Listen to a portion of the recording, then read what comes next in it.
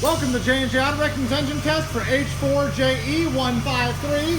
This is a 2004 Jeep Liberty Renegade with a 3.7-liter six-cylinder. The AC compressor might be bad. It just keeps engaging over and over again. You might hear that sound throughout the video. Oh, there it goes.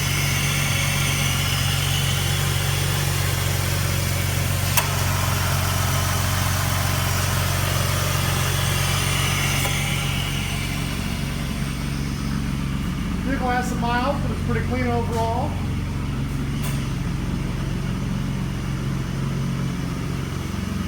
We will be selling the wheel and tire sets. Set off this will be all 5 wheels and tires together. It's got very nice hand-cooked Dynapro HEMs.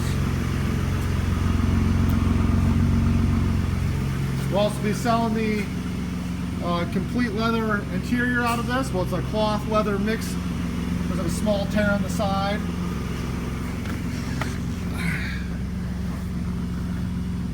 See here, we got 143,577 miles.